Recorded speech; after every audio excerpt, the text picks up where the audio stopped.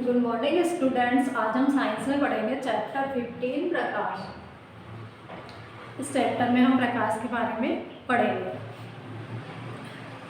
आपने पतली झिर्री अथवा छिद्र से सूर्य के प्रकाश के किरण पुंज को आता हुआ कमरे में आता हुआ देखा होगा।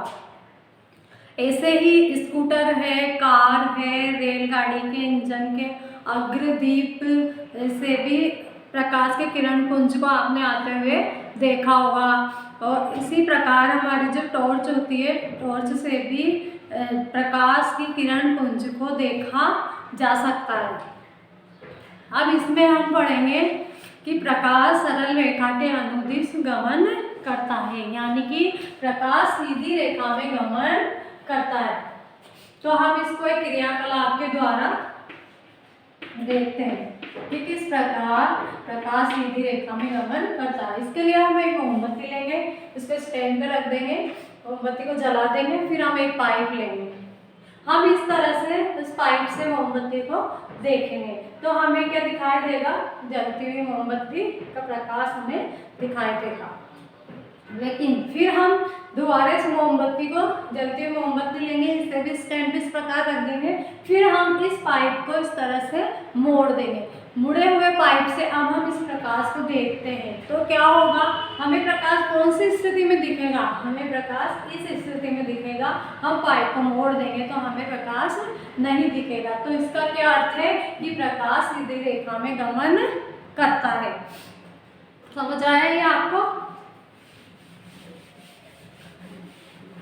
इसके बाद हम पढ़ेंगे प्रकाश का परावर्तन कैसे होता है।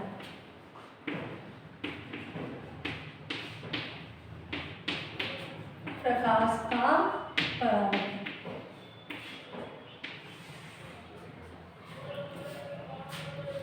प्रकाश की दिशा को परिवर्तित करने की एक विधि है कि किसी चमकदार पृष्ठ पर डाला जाए, जैसे कि चमकदार प्लेट है, चमकदार चम्मच होती है, तो ये प्रकाश की दिशा को परावर्तित कर सकती है।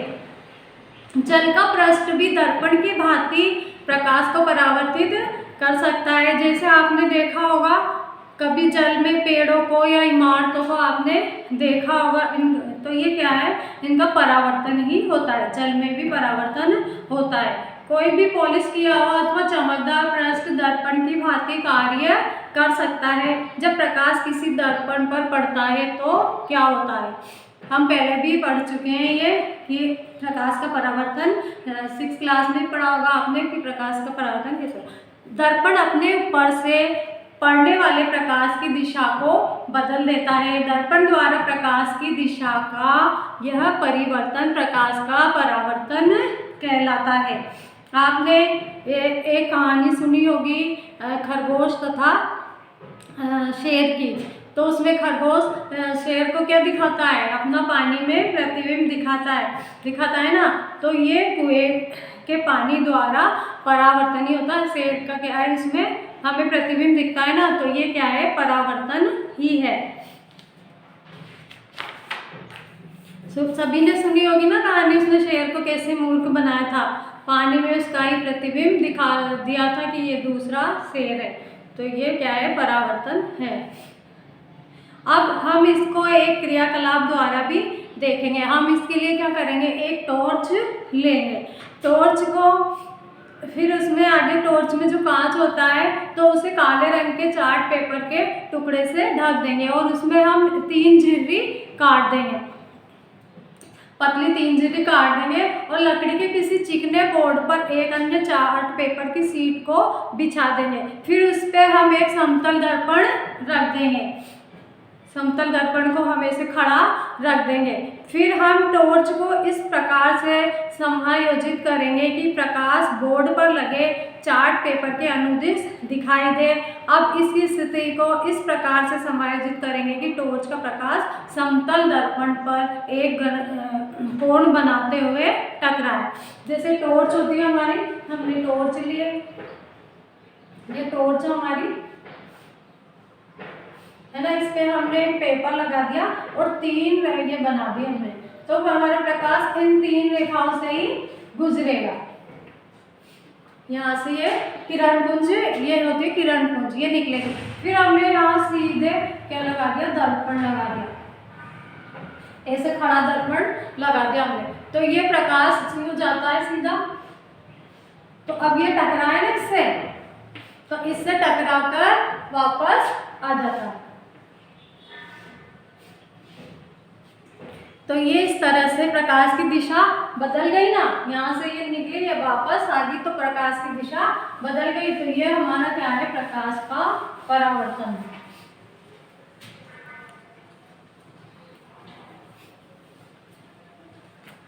यह क्रियाकलाप दर्शाता है कि प्रकाश समतल दर्पण से किस प्रकार परावर्तित होते हैं। अब हम दर्पण में बनने वाले प्रतिबिंब से खेले तथा इनके विषय में कुछ और जानकारी भी हम प्राप्त करेंगे। इसके लिए हम क्या करेंगे, एक समतल दर्पण, एक और हम क्रियाकलाप करेंगे। हम एक समतल दर्पण लेंगे, समतल दर्पण के सामने हम क्या करेंगे, एक जलती हुई मोमबत्ती रख देंगे। फिर मोमबत्ती की लौ को दर्पण में देखने का हम प्रयत्न करेंगे तो हमें कैसा दिखेगा, जैसे कि इसी प्रकार की मोमबत्ती बिल्कुल दर्पण के पीछे रखी हो, वैसा का वैसा ही दिखता है। आप देखना, घर पे कांच हो आपके सामने, तो कांच के सामने मोमबत्ती को रखना, तो मोमबत्ती हमें कांच में कैसे दिखेगी, वैसी ही दिखेगी जैसे हम अपन ने मोमबत्ती सामने रखी है। तो दर्पण द्वारा बनाया गया क्या है, ये मोमबत्ती का प्रतिबिंब है। यहाँ मोमबत्ती किसी बिंब या वस्तु का उदाहरण है। अब मोमबत्ती को दर्पण के सामने विभिन्न स्थितियों में हम रख के देखेंगे, उसको थोड़ा दूर रखेंगे तो भी हमें वह मोमबत्ती कांच में कैसे दिखेगी, हमें उतनी ही दूरी पर दिखेगी। हम जितनी दूरी पर रखेंगे तो हमें उस दर्पण में उतनी ही दूरी पर दिखेगी। प्रत्येक दशा में प्रतिबिंब कैसा बनता है, सीधा प्रतिबिंब बनता है। प्रतिबिंब की लो बिंब की लो की भांति मोमबत्ती के ऊपरी सिरे पर दिखाई दे रही है। इस प्रकार के प्रतिबिंब को हम कैसा प्रतिबिंब कहते हैं, सीधा प्रतिबिंब कहते हैं। समतल दर्पण पर बनने वाला प्रतिबिंब दर्पण में सीधा तथा बिंब के साइज का दिखाई देता है। जो वस्तु होती है उसी साइज का प्रतिबिंब बनता है। अब दर्पण के पीछे हम एक क्या करेंगे, पर्दा लगा देंगे। पर्दे को मोमबत्ती का प्रतिबिंब प्राप्त करने का हम प्रयत्न करेंगे कि देखिए पर्दे पर मोमबत्ती का प्रतिबिंब हमें दिखता है क्या। पर्दे को हम दर्पण के सामने रखेंगे। क्या आप पर्दे पर प्रतिबिंब प्राप्त कर सकते हैं क्या? हम देखेंगे कि किसी भी स्थिति में मोमबत्ती का प्रतिबिंब पर्दे पर प्राप्त नहीं होता है, इसे प्राप्त नहीं किया जा सकता। ये कौन सा प्रतिबिंब है? ये आभासी प्रतिबिंब है। हम इसके लिए एक और क्रियाकलाप करेंगे, जैसे हम ये क्या लेंगे, शतरंज का एक बोर्ड लेंगे। हम उसको, यदि शतरंज का बोर्ड नहीं हो तो कोई भी चार्ट पेपर समान साइज के उस पर वर्ग बनाकर वो रख देंगे। हम उसको दर्पण के सामने रख देंगे। फिर हम दर्पण के सामने तीसरे वर्ग की सीमा पर कोई भी चीज़ रख देंगे, जैसे पेंसिल या शार्पनर, कोई भी चीज़ हम रख देंगे। दर्पण में इसके प्रतिबिंब की स्थिति नोट करेंगे। हमने तीसरे वर्ग में रखी थी ना, तो हम देखेंगे कि वो दर्पण के सामने कौन सी स्थिति में दिखेगा, उसी स्थिति में दिखेगा। फिर हम इसको अब क्या करेंगे, वस्तु को चौथे वर्ग की सीमा पर रखेंगे। फिर हम दर्पण में उसके प्रतिबिंब देखेंगे।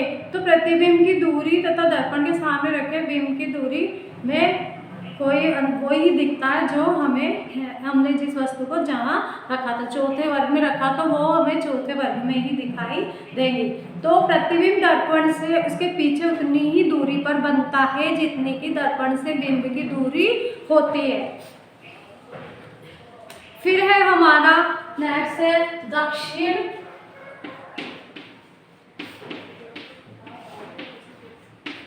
या वाम। जब आप समतल दर्पण में अपना प्रतिबिंब देखते हो तो क्या ये ठीक आपके जैसा ही दिखाई देता है? क्या कभी आपने ध्यान दिया है कि आप तथा दर्पण के दर्पण में आपके प्रतिबिंब में कोई एक अंतर है? बताइए क्या अंतर है? कि हम जब एक समतल दर्पण के सामने हम खड़े होकर अपने प्रतिबिंब को देखेंगे तो क्या होगा, अपने दाहिने हाथ को हम ऊपर की ओर उठाएंगे। आपका प्रतिबिंब आपका कौन सा हाथ ऊपर उठाता है? तो अब हम अपने वाम यानी बाएं कान को स्पर्श करेंगे तो आपके प्रतिबिंब में आपके प्रतिबिंब में हाथ आपके किस कान को स्पर्श करता है?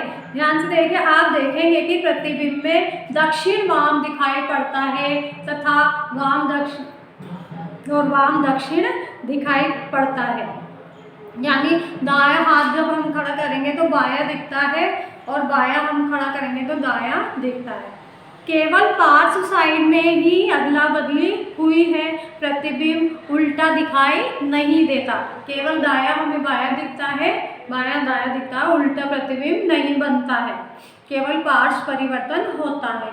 अब एक कागज के टुकड़े पर अपना नाम हम लिखेंगे और फिर उसको समतल दर्पण के सामने पकड़ कर रखेंगे तो आपको कैसा दिखाई देगा? वो अक्षर हमें उल्टे दिखाई देंगे। इसी प्रकार आपने रोगी वाहन यानी एम्बुलेंस में एम्बुलेंस लिखा हुआ देखा होगा। कैसा लिखा होता है एम्बुलेंस? देखो आपकी बुक में भी लिख रहा है एम्बुलेंस पे, वो उल्टा लिखा हुआ दिखाई देता है। तो ऐसा क्यों लिखा जाता है? इसलिए लिखा जाता है कि जब रोगी वाहन के आगे जाने वाले वाहनों के चालक अपने दृश्य दर्पण का दृश्य देखने वाले दर्पण में देखते हैं। उनमें कांच लगा होता है ना, जो आगे वाहन जाते रहते हैं उनमें क्या है, आगे कांच लगा होता है तो उससे पीछे की सभी वस्तुएं दिखाई देती है। तो रोगी वाहन पर लिखे एम्बुलेंस को स्पष्ट हम उससे पढ़ सकते हैं। यह उल्टा लिखा होता है तो हम जब इसको देखते हैं ना तो यह हमें कांच से सीधा दिखाई देता है। तो इससे क्या होता है, उसे आगे जाने के लिए रास्ता दे देते हैं और हमें से प्रत्येक का कर्तव्य है कि रोगी वाहन का रास्ता रोके बिना ही उसे आगे जाने दें। आपने देखा होगा कि स्कूटर या कार में भी पार्श्व दर्पण में सभी वस्तुओं के प्रतिबिंब स्वयं वस्तुओं में छोटे दिखाई देते हैं। क्या आपने कभी सोचा है कि ऐसा क्यों होता है? ये सब ऐसा पार्श्व परावर्तन के कारण होता है। ठीक है, नेक्स्ट हम आगे पार्ट 2 अगली वीडियो में पढ़ेंगे।